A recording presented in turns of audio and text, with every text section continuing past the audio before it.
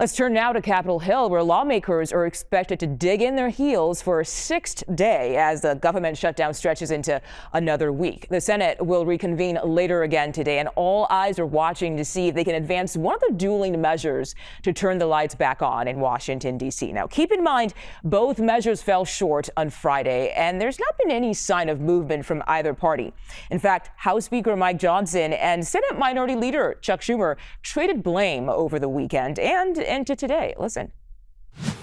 Look, it's a Republican shutdown because they've refused to talk with us. Johnson, I saw him mentioned that we did it 13 times when I was majority leader. That's true. You know why?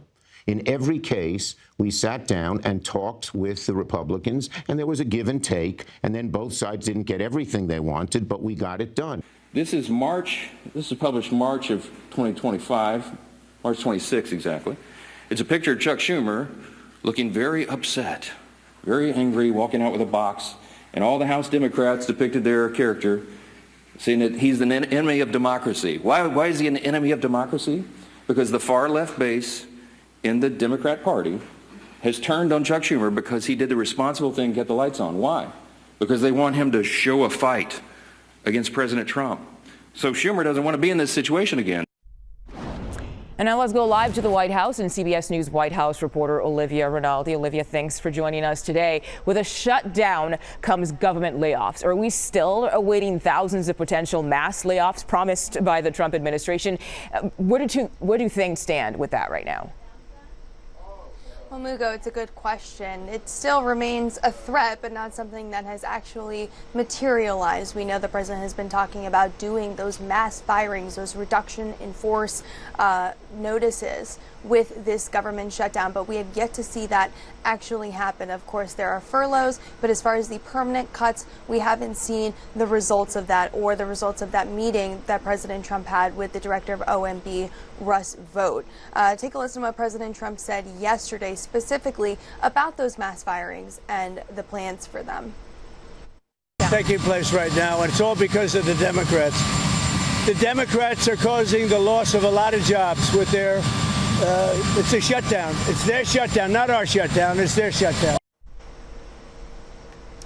Now, the White House Director of Economic Counsel, Kevin Hassett, was on CNBC this morning where he did say that those layoffs of federal government employees will start happening if President Trump decides that the negotiations with Democrats are not going anywhere. But Mugo, they're not having discussions with them. There are no conversations, negotiations happening with either side right now. So it's kind of just a waiting game to see when these layoffs happen, if they happen, who they target, and whether or not, depending on if the government can reopen, if these are going to happen at all. All right, Olivia Rinaldi, thank you so much for joining us. Appreciate your insight. And now let's bring in CBS News congressional correspondent Caitlin Huey-Burns. Caitlin, good to see you again today. What is needed right now to break this impasse between Senate lawmakers? Well, there has to be something new to happen today. Essentially, what we're going to see later today is likely to be a repeat of what we've seen over the past several days. What we saw over the weekend was a lot of lawmakers were blanketing the airwaves, talking about their positions, but they're not really talking to each other. They're still very much entrenched in their positions. Democrats arguing that they won't support anything unless it includes the extension of those Obamacare subsidies that are expected to expire at the end of the year. Republicans arguing that there's nothing in this bill to negotiate. It's just a clean extension of current funding and that they've done their job and that they can reopen the government and have these conversations about health care afterwards. So we've seen no movement on either side. And today what I'm watching is whether there are any more Democrats who peel away and end up voting for this measure, because the measure that we're going to see on the floor later tonight is just the same one we've seen over the past week, that clean extension of government funding. We've seen 2 Democrats peel over, an independent who caucuses with the Democrats also. So they just need 5 more. If they start to break away, I think that would give us an indication. But we haven't seen anything like that yet. And so what leaders are watching really is this outside pressure building. The polling that we've seen from our own CBS News poll essentially shows a pox on all houses. And so whether there is outside pressure building on these lawmakers, that remains to be seen. But notably, the House is out this week. And Caitlin, over on the House side, you just mentioned the House, Speaker Mike Johnson, he canceled plans for the lower chamber to return to Washington this week in an effort to increase pressure on the Senate. Now, despite being away, though, House Minority Leader Hakeem Jeffries says he wants to debate the Speaker on the House floor. What are you learning about that challenge? That's right. House Speaker Mike Johnson sent his members home for the week, arguing that they have done their jobs. He also addressed Hakeem Jeffries' proposal to have a debate on the House floor during this week. Take a listen to how he responded. Jeffries just challenged you to a debate on the House floor today. Do you see yourself debating him, or would you? When the poll says that about 13% of the people approve of your messaging, then you make desperate pleas for attention, and that's what Hakeem Jeffries has done. Look, my friend Hakeem had his shot. We debated all this on the House floor, as you know, before we passed our bill. He spoke for 7 or 8 minutes. He had all of his colleagues lined up. They gave it their best shot, and they argued, and they stomped their feet and screamed at us and all that.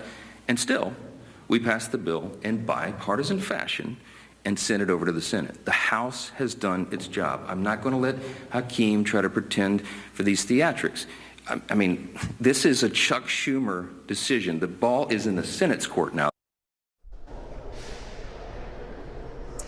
And that is true. The Senate now has to decide how to proceed, and they're going to have that vote later today. But this really underscores kind of the way in which we've seen both sides really not caving to the other. And we should note, too, that these furlough notices have already gone out. But next week is when those who are furloughed will likely not receive paychecks. Now, they will get that money back after the shutdown is over. But maybe next week is when we may see a little more pressure build up here. But we just haven't seen it yet. There really seems to be no sense of urgency up here on Capitol Hill just yet. I should note the Senate's not coming back until this evening. Wow. Okay. Caitlin Huey-Burns, thank you so much. House Speaker Mike Johnson and Minority Leader Chuck Schumer joined Face the Nation yesterday. Listen. Real people are being adversely affected around the country, and some in very substantial ways. I pray that more Democrats in the Senate will come to their senses and do the right thing. And when they have the next opportunity on Monday to vote to open the government, I surely hope that they will. We've been trying for months and months to sit down with them and have a serious conversation addressing America's health care needs. And they've refused and refused and refused. CBS News' Executive Director of Elections and Surveys, Anthony Salvanto, is here with me in studio for the first time. We've been in so many places during our time together. Anthony, welcome. And you've got some fresh new polling for us, and it's interesting because it's the first national snapshot we're getting about how Americans feel about this shutdown and who they're blaming. So what did you find? Well, start with the political aspect of this, and nobody right now is coming out looking good in the eyes of the public. All of them. President Trump, Republicans in Congress, Democrats in Congress, they're all net negative on how they're handling the shutdown. But the story, Errol, really is why. And that is, you see people say they're concerned about the impact of the shutdown on the economy. And you and I have discussed many times, the economy remains the top issue, the economy and inflation for people. So it all starts to look like a bit of a potential impact, maybe even a distraction from focusing on that. And so that comes back to the sort of top line. Is this worth it? Are their positions worth a shutdown? And very few people say that it is. And a lot of concern about this. We'll touch on the economy again in a moment if we have time, but you also have new data on the Trump administration's efforts to send these National Guard troops to cities all over the country. How do Americans feel about that? Right. So on net, it is negative. But the story within that are really two things. One is the partisan breaks on this. So if you look overall, it's net negative, people opposing, and that is specifically for military, active duty military, and for National Guard troops in both cases. But then you look at where the president's base is on this, and they are staunch supporters. You get very high numbers among Republicans, especially among people who identify as MAGA Republicans, in support. And that ties to another view that they express, that they do believe there are threats within the country that they need to address, or that the military would need to address. And that is what breaks and what really drives a lot of that sentiment. And as we've seen on so much that the president does, even when it's controversial, his base seems to be behind him and supportive of what he's doing. Let's talk about the president's overall job performance approval rating. Where does it stand? How does it compare? So this is all part of that larger story, which is he does continue to get very strong support from Republicans.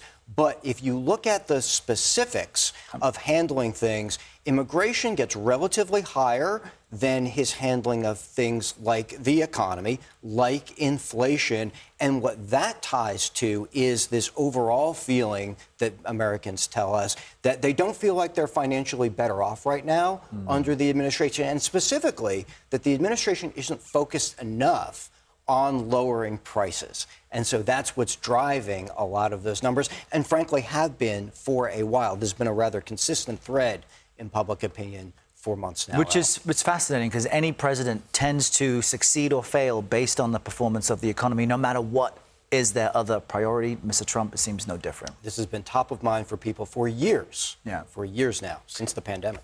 Anthony Salvanto, come back anytime, all right? Open invite for you as always. Thanks so much.